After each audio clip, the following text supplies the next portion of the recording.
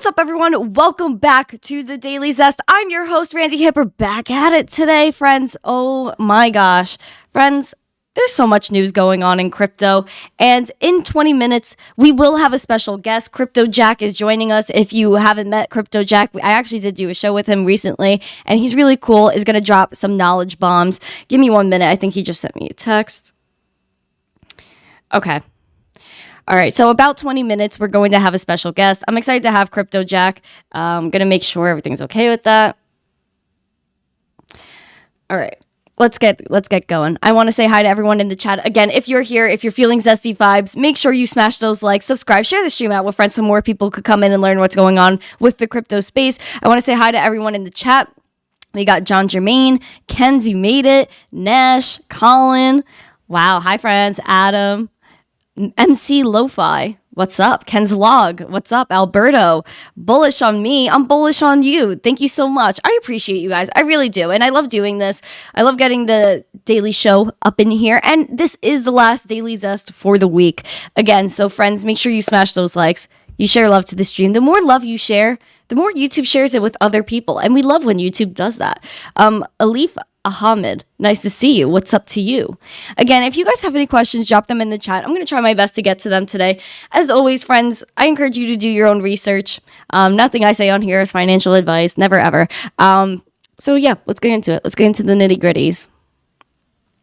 As always, we start off with our market recap. We got Bitcoin, yay, over 23,000 this morning. We've had some trouble with Bitcoin holding this $23,000 range. We're currently at $23,033, up almost 2% in the past 24 hours. I know we were pumping yesterday, and then all of a sudden we came back down. We kind of gave back a little bit of our gains. If you see in the one-day chart, literally yesterday, bam. Bam. We love to see BAMs. We got up to $23,711 based on coin market cap. Might be a little bit different comparing to what you usually use as an exchange. Now we got Ethereum at $1,596, up 3% in the past 24 hours. So majority of the 7-day movement was yesterday as well. So you had Ethereum at a height of $1,632. So good for Ethereum making moves. Then we also have Litecoin. Litecoin is at $87.96, up 0.48% in the past 24 hours. So we're doing okay. Not that much price movement. We got some price action yesterday, had a pullback. Why don't the pumps happen when I'm live? It's like, I was live with Gareth Soloway yesterday. Shout out to Gareth. Freaking love that dude. We were live yesterday. Not too much price action going on. And then an hour or two after we stopped streaming is when Bitcoin decided to make a $700 move. And then I was like, oh, okay, so the Zest did not appear during my show, but maybe our show pumped the market, friends. Maybe we're pumping the market ourselves. I'm just kidding. At the same time, Bitcoin's gonna do what it wants to do. Crypto Surfer, what's up? Hodl, hodl, hodl. Indeed, Nash, indeed. Always have to hodl. Hi, Lucas. Nice to see you.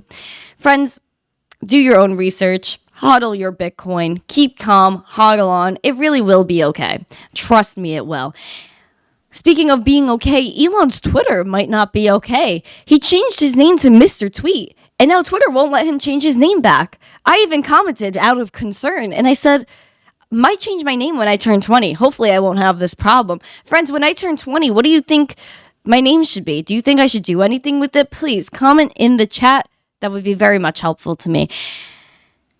Mr. Tweet, stuck as Mr. Tweet. I think that should change. I think you should be allowed to change your name up here if you have a check mark. I think that's kind of crazy. I feel like I'm stuck. I don't like to feel cornered. When I get cornered, I kind of go, man, I don't like it.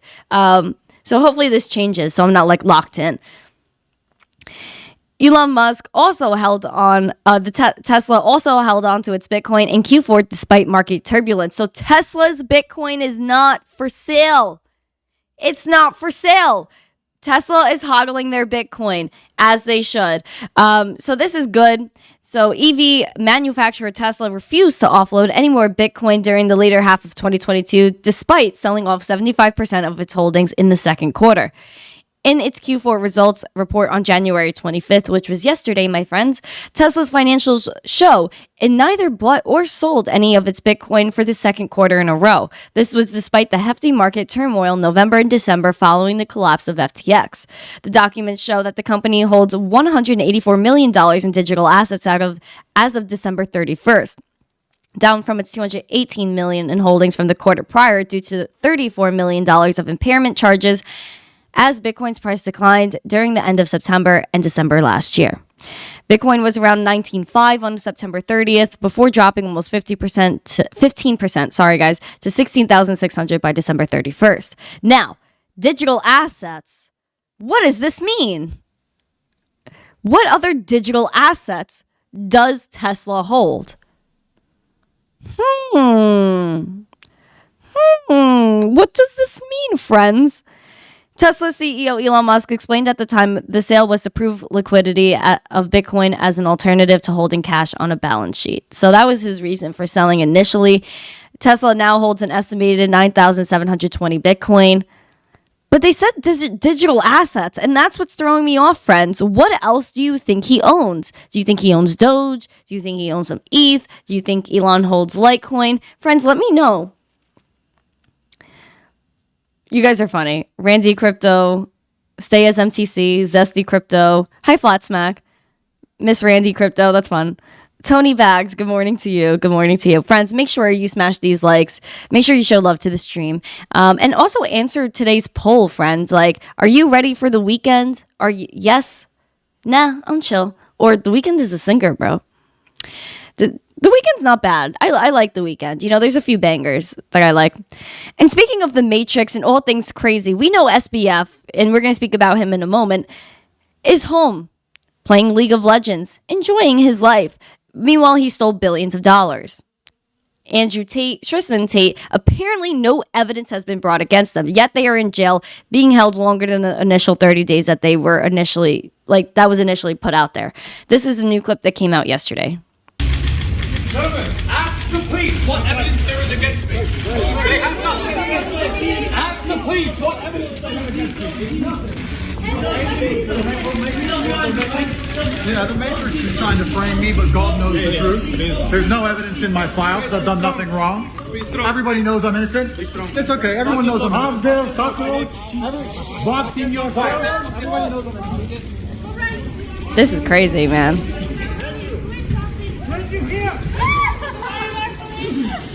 And there they go. Bye, Tate Bros. So again, Tristan Tate was saying, ask the police what evidence they have. They have nothing against me. Andrew Tate is saying the Matrix is trying to frame him, but God knows the truth. So this is pretty dicey, friends. You know, it's pretty wild. Even if there's no evidence against them for them being held in jail for this long, that's insane. Also, why were they coming out of a garage? They weren't in jail clothes, I guess. I don't know. They looked, I don't know. That was very weird. Where were they coming from? Why were they in a garage? I'm a skeptic, you know, friends. I look into everything. I question everything. I'm just here to report the news and not give you my personal opinions, but I'm skeptical. I don't know. Ken's Top G right there, LOL. Listen, man, I don't know. Sir Top G is in a little bit of a pickle. So I don't know. It was just weird. The whole setting of this video, them just being put into the van. I'm just a little confused as to what was going on here. Nashgate all a show. See, I don't know. That's my question. What is actually happening? I would love to know what's actually happening. Being that the Romanian government, they took his stuff. I just don't know. Ken's, I know you're all good. Speaking of, you know, people that maybe should be in jail or not be in jail, I don't know. This guy should definitely be in jail. Sam Bankman-Fried, again, more news about him. FTX owes money to everyone and their mother, including Netflix, Binance, Wall Street Journal, filing shows. Wall Street Journal? Not only does SBF owe money to everyone and their mother, but everyone and their mother includes everyone from colleges to countries, to banks, to literally newspapers. This is actually ridiculous. He gave donations to people in Congress. The money never ends. It's the list everyone has been waiting for. minus 9.7 million redacted customer names, but the 116-page FTX creditor list, which names companies such as Netflix and Apple, still paints a comprehensive picture of the now bankrupt crypto enterprise's reach and the impact of its collapse. FTX owes money to media companies, universities, airlines, and charities, among others, a court filing from Wednesday shows. The document was filed by lawyers for the company as part of the bankruptcy proceedings in the U.S. Bankruptcy Court in Delaware. Oh, lordy lord. This is crazy. Now, among the listed media companies were Wall Street Journal, Fortune, Fox Broadcasting, and CoinDesk, as well as big crypto firms such as Coinbase and Binance.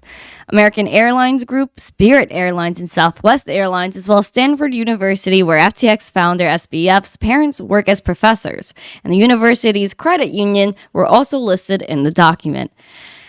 The document doesn't show the amount each is owed, but the company had previously revealed it owed about $3.1 billion to its top 50 creditors. Of FTX's previously estimated 1 million creditors, the two largest single claims were $226 million and $203 million. Oh gosh, and we know that SBF, of course, pleaded not guilty to fraud charges levied against him by the U.S. regulators in New York. What is SBF doing? Endless. Actually, endless. With the stuff that's going on here. Endless. Where is the money? Where did the money come from? How did he send all of this around? And why did these people take SBF's money? Assets should be seized from his whole family. They're part of the Ponzi. Well, that's what I've been saying from the beginning. Why doesn't anyone talk about Sam Bankman-Fried's parents? Especially because his father was in charge of all the philanthropy. We know SBF. He touted himself as the billionaire that doesn't care about money and just wants to help the world. Well, who did he help? All he did was damage. His father was in charge of the philanthropy side of things. He never gave anyone who needed it the money. He made political donations, which we've seen a lot of them went to Congress. And a bunch of politicians. He was the second largest donor to Joe Biden as well. So just to put that out there, there's so much money and straight up corruption that's going on here. You just have to just take it all, calm down. Because I have to calm down. I'm telling myself to calm down. Calm down, guys. It's going to be okay. It is getting spicy, Emma. It's freaking spicy. It's absolutely ridiculous that people are in jail with no evidence against them, yet SBF took billions of dollars, owes everyone and their mother money, but is sitting home eating his vegan pizzas. I'm over it.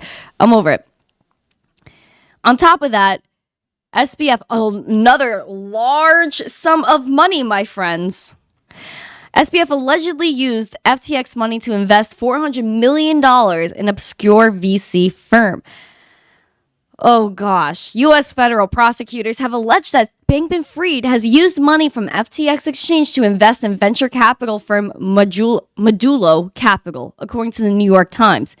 SBF's hedge fund and FTX's sister firm Alameda invested a total of $400 million in Modulo in 2022, which became one of the most significant investments by SBF.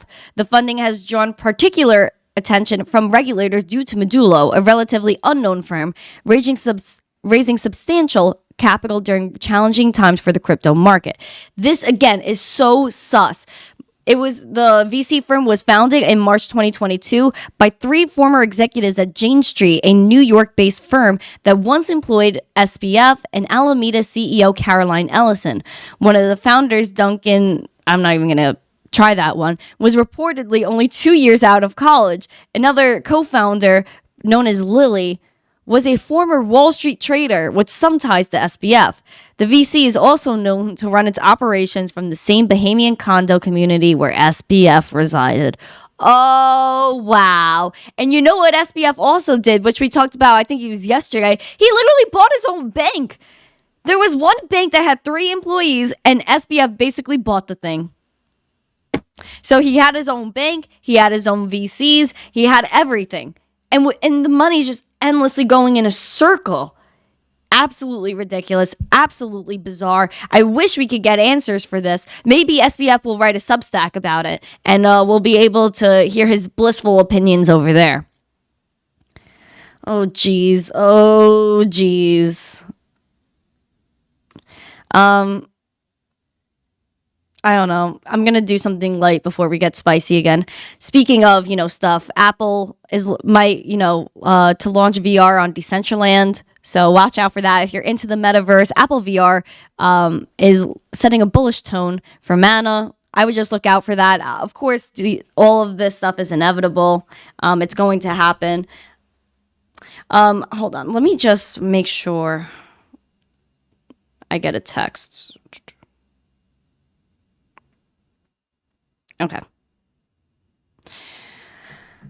All right, let's continue. Let's continue our spice. My Crypto Space UK live stream. I made it. You did make it. Meninja. Who profits? Obviously, everyone else but us, right?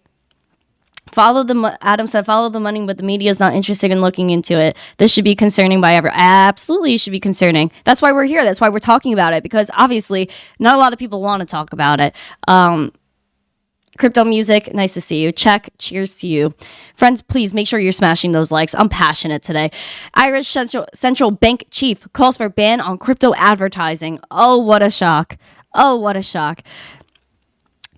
During a parliamentary session in Dublin on Wednesday, Gabriel Makhlouf told Irish lawmakers that the central bank was, quote, very concerned about the risk retail investor customers face when investing in unbacked cryptocurrencies, according to a report from Bloomberg. They added that cryptocurrency has, quote, no social value whatsoever, but he ultimately took a more laissez-faire attitude toward allowing retail investors to purchase the crypto. When you gamble, you can win, but most of the time when you gamble, you're actually losing, he said. If you want people to gamble, we should let them gamble. Not that you'll make money from people investing in cryptocurrencies. But anyway, he said that the unbacked crypto is essentially a Ponzi scheme. People who put their money into unbacked crypto, and most of the significant stock of crypto out there is essentially unbacked. They are essentially gambling. That's a lot of essentials. Essentially. With respect to crypto, the Central Bank of Ireland is more concerned about its risk to retail investors, particularly young investors. Oh, we're horrified. The systemic risks to financial stability, which were, quote, minimal. Again, we are not interested in protection, especially the younger generation. I'm telling you, Gen Z wants crypto. We want blockchain. We want to be our own bank. We want to be our own business. That's it. And again, we know that countries want to get into crypto. So all the central banks, if you've been looking at all the central banks, they're saying that this is a whole initiative by the entire world. Yesterday, we were reading about Saudi Arabia and how they want to push a CBDC, and they said this is a part of a global effort with other central banks. This is countries working together. This is a coordinated thing. From countries to payment processors, all of it. All of it. Please, I'm telling you to pay attention, friends. Please do your own research on absolutely everything. Right, Devin? Alucard, I don't care if the market goes up. I'll keep you. Wow, okay. If you want to keep shorting, be careful, friend. Olive, essentially, I'm zesty. Essentially, absolutely, essentially, essentially. You're a perma bear. That's all right, friend. It'd be like that. Again. CBDCs are a big push. We talked about this yesterday, but I feel like it's important. Visa talking about CBDCs, how they're going to play a nice role in payments. Again, please watch out for this. And, it makes me sad when people try to talk about this topic and make it seem like it's so great. Thanks, friend. It breaks my heart when people, and it could be not about this topic, but mostly everything. When you're on something like Twitter Spaces, where there's a big crowd and someone comes in and they start talking knowledge that sounds great, and everyone's like, "Oh yeah, that's amazing," but they don't do their own research into what this person is talking about. And they're like saying, oh, that's great, when it's really not good. So please, if you're listening to someone, do your own research. I'm begging you, do your own research, especially when it comes to topics like this. Account abstraction. I know I go over it a lot, but it's something that's so prominent and keeps being brought up. And it's just, you have to know what you're giving up in order to have this. You know, this is the head of CBDCs at Visa. Obviously, they don't say that in their bio, but they want to talk about auto payments. If you want, there will be a better way to do auto payments with your wallets that doesn't make you give up your freedom and connect your wallets to something like Visa. You don't need them, friends. We don't need them. This is all about account abstraction. It's all about this stuff. So please, I'm telling you, do not give up your freedom for convenience. Just throwing it out there. Look into this. I'm begging you, I'm begging you, I'm begging you. Our guest is here, but really quick. Robinhood, their Twitter was actually hacked yesterday, and they promoted that, not they, but it was presumably hacked, obviously, that they were talking about RBH token on Binance Smart Chain. So again, friends, do your own research. Even, you know, things like Robinhood, an account like that could get hacked. So you have to be wary and do your own research. Before you see something like that and click and say, hey, I got to click this link and buy, go do your own research on the token. Then you'll find out what it is and that you have to make sure you avoid that. And also, members of St. Maarten's Parliament initiated a law to adopt TRON as legal tender. So again, countries are making moves. They're getting involved. Another milestone for TRON. St. Maarten to adopt TRON as legal tender marks another achievement for our push on worldwide blockchain adoption. Again, friends, be wary. Countries are stepping in. Make sure you're doing your research on it. Friends, we have today's guest, and I'm super excited for him to join me. I'm going to be right back.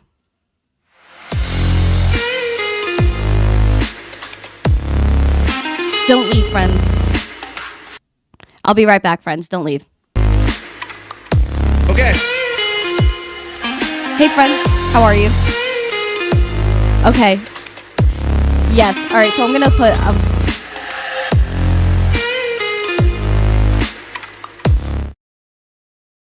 Okay, friends. Hi. We're here with Crypto Jack. How are you, friend? I'm good. I'm good. Sorry I'm late, guys. Got stuck in traffic. How are y'all? We're all good. We're all good. I was going off on tangents today because there's just so much going on in crypto. But how are you feeling about the markets? I know there was such price action yesterday.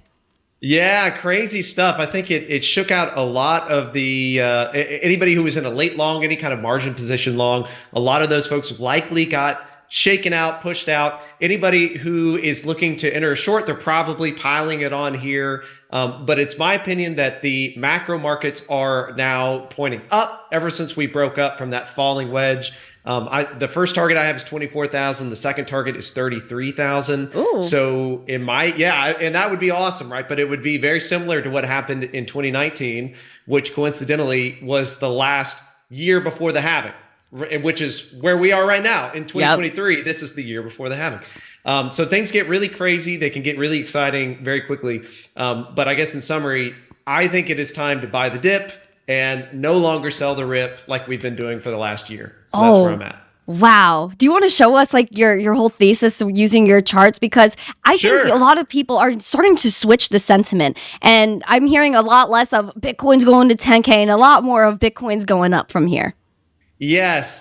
So it's going to be very interesting. I mean, there's always that possibility, sure, that we go back lower and this is all a big fake out or whatever. But we got to trade things, one step at a time. So I'm just getting my little chart pulled up here. Awesome. And I will share the screen. Yeah, I'm so excited. Okay. All right, everything broke last time I did this, so hopefully it doesn't again this time. Okay, is the screen showing okay for you? Yes, perfect. Okay, perfect. All right, so what we have here is what I'm showing is the big drop. This was from about $30,000, the start of it, all the way down to $17,000 back in June of last year. This was in the middle of the year last year. Since that point, we've really just kind of done this sideways and down price action. This big sell-off right here down to the Pico lows, I guess you could say, of 15.5 or whatever it was. That was during FTX, okay? So all this bad news, all the horrible news events we've had, they've really only resulted in a little bit of like down and sideways for over 200 days. This was a big deal to me that this pattern was formed.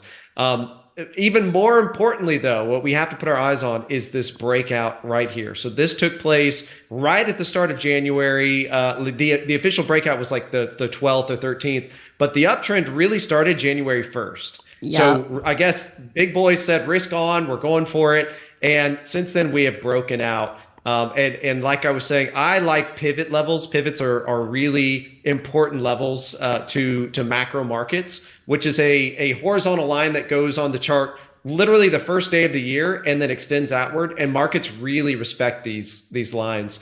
Like if I zoom out and we look at what happened last year in 2022, this level was hit before the continuation of the downtrend. However, what I'm expecting is hoping is a big break above the pivot, and then this being our actual take profit level, and then likely coming back down. Maybe we near the end of the year, maybe we find support back at that pivot level. But this is something that I talk about on my streams a lot is how we compare to the last cycle. And if I zoom out here, these white boxes are the pre-halving year, so the year before the halving. What did we do last time, 2019? We consolidated, we broke up, we broke above the first pivot, we consolidated around this R1 is just like the extension of the pivot. It's just another level to look at, right? But I think it'd be very interesting if something similar happened here, consolidate before pulling back. Now you can see the market tried to rally off this as support, and then we had the whole COVID dip. So you could argue that that's worthless and this information shouldn't really be considered. I don't know. I'll leave that up to other people. But I think for now, a good trade, if you're looking to trade this on the macro, is look up here at the 33K level and then look for support at 24K after that. So that's where I'm at on the crypto markets. Because it gives me like kind of like late 2020, early 2021 vibes where Bitcoin was kind of just like going up, holding, going up, then holding. And I feel like that's what I'm seeing now. We kind of got up to 20, held it, went up to 20 and 22. Now we're kind of like struggling with 23K. Like, how do you feel about that? Because we went up to 23.7, then we came back down, and it just seems like we keep slipping with 23. Is there a significance there? Well, and that's a reasonable point. And I did the share screen again just to show one low time frame thing that I'm watching, which should be useful for us. Let's see. Maybe I deleted it. Oh no. Let's refresh the page. Let's see if it comes up. If it doesn't, I can draw it again real quick. You're all good. But on the 1 hour, and this is to your point of like, okay, is this debate? Is this real? What do we take it serious? What? There's a channel that's pretty clearly shown on the 1 hour. Let me show you that. Oh, that's very interesting. This channel should give us some heads up as to like what the next big move is. As long as we're in this channel, let me get rid of some of the useless information. As long as we stay in this, then it's really no big deal. We just keep grinding our way forward. The shorts keep getting blown out step by step. But as soon as we start closing below it, maybe close with a retest, then things get real nasty. What we don't want is, you see this blue line. This is a key level for the markets. We want to get above that hard and fast. We want to consolidate above it. What we don't want to do is make some sort of, chart patterns. There's reversal things like a head and shoulders, something like that. So what we don't want is some sort of, say, head and shoulders into the pivot where the market comes back, fails to continue, and then we start dropping down. We've now dropped out of this channel. We've sold off at this level. You start seeing stuff like that, and all bets are off. Things will probably get pretty nasty pretty quick. Yikes. But I think for now, as long as we're in this channel, and based on breaking out of that 200-day falling wedge earlier, we've got to have our eyes upward. It's got to be up is the direction of the momentum right now. my opinion anyway. And how do you feel about NFA? Oh yes, of course, NFA. And how do you feel about Litecoin too? Because I've been seeing like even in the past cycle and this one too, Litecoin starts to run, then Bitcoin and Ethereum kind of follow. Not saying that it's like a leader, but it kind of is in a way. And from what I've been seeing, how do you feel about it? Because I know you're into Litecoin as well. Yeah, I do like Litecoin, but for that reason, because it's been a really nice canary in the coal mine across the last several cycles. It's been very clear in the prior cycles. Price action comes together in like a triangle, and then it explodes out, and that's a nice kind of front run of everything else that's happening. Yeah. Right now, it's not in a clear pattern.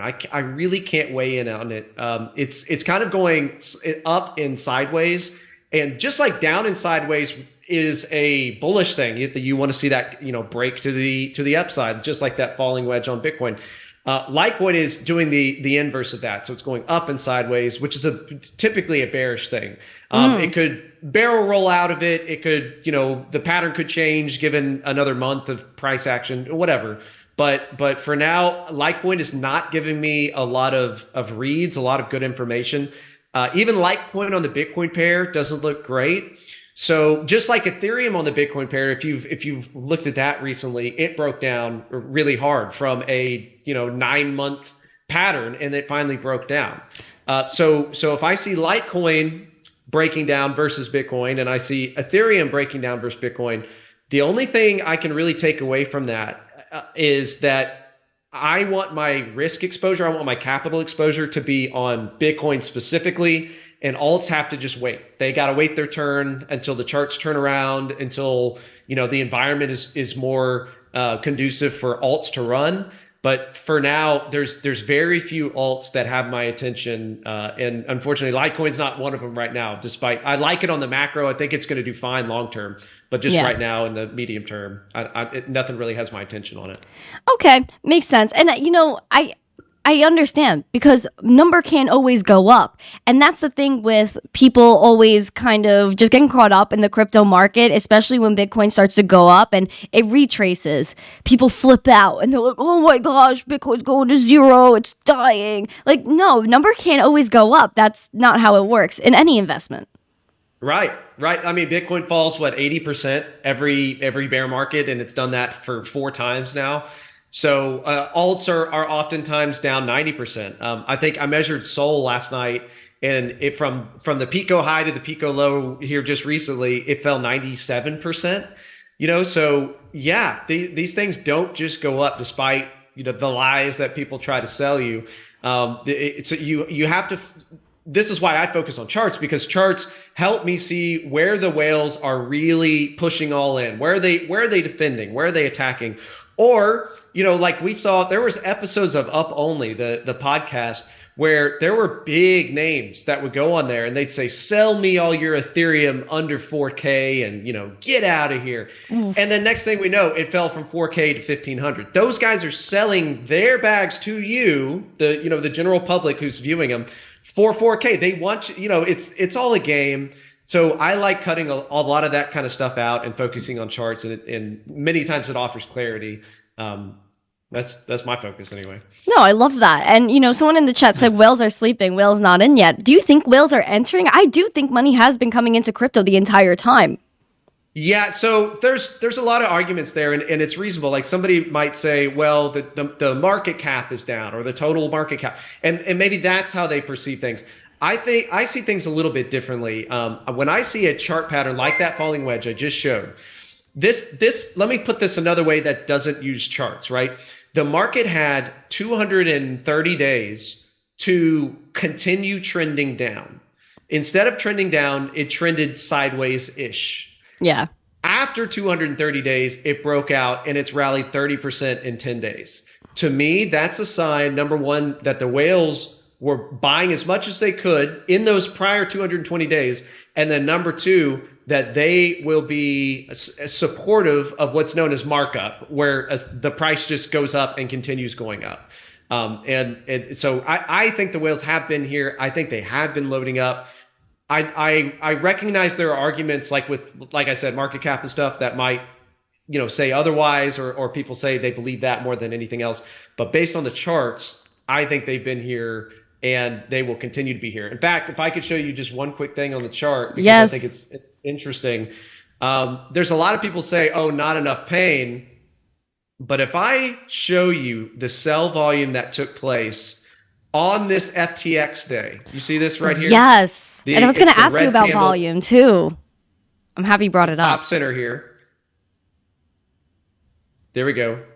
Yeah. And if I zoom out, look at this. Where have we seen anything like this before? That's pretty wild.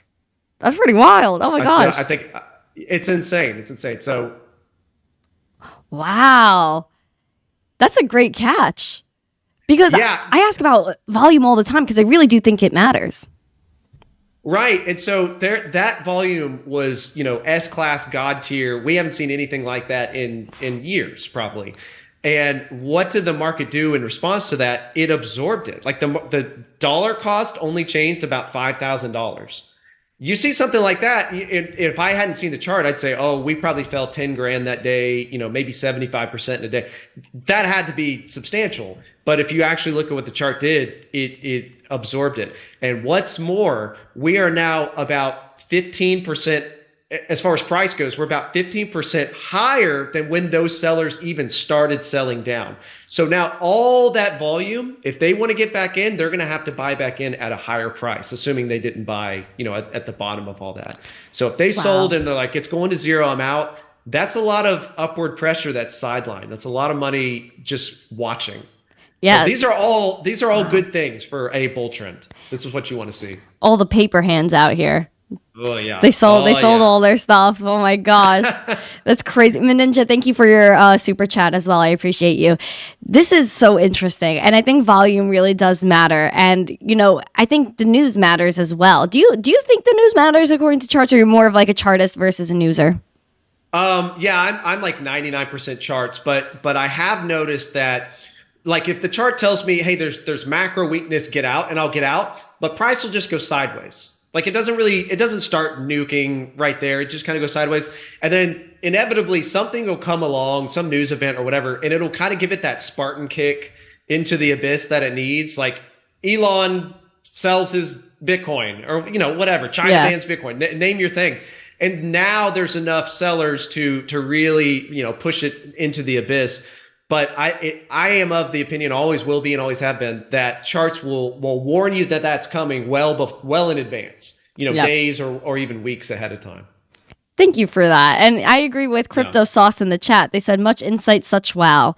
Much insight, such wow, friend. Thank you, Jack. I really do appreciate you. Like, just dropping alpha. And Tesla actually didn't sell their Bitcoin yesterday. So that's good. At least they're holding. And they didn't pick up any. Said in the article that they didn't pick up any, but if they're looking at the charts, then maybe they want to hold it where they previously bought it at, and then they continue. Maybe they would have been a nice buying opportunity for them, but they were trying to be risk averse, I guess. I don't know. Yeah. Right. A public company, there's things they have to do and all that. Yeah. Yeah. But thank you for coming. I really do appreciate you popping on with me on the Daily Zest. You're the first ever guest that I've had on this show. So thank you for coming and just dropping alpha with the charts and taking time out of your day, because I know you got job, family, all that good stuff. So thank you so much. Absolutely. Thanks for having me. Chat, be good. Y'all have a good one. Yes, friends, please. Jack's Twitter is in the live chat right now. Please make sure you follow him. Show him the most love that you can.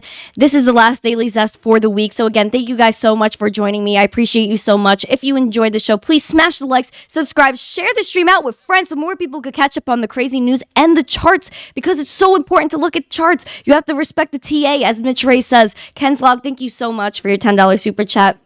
He said, my new username should be Crypto Zesty. Something I definitely have to keep my eye on as I'm dwindling down. My age of 19, I'm about to turn 20, guys. So maybe that's what you should comment after the show. Let me know what I should do when I turn 20. Thank you so much. I appreciate you all. Have a great day. Your new username should be Crypto Zesty. Sorry, the thing was going off. Have a great day. And as always, stay zesty. Have a great weekend, friends. See you soon. Peace.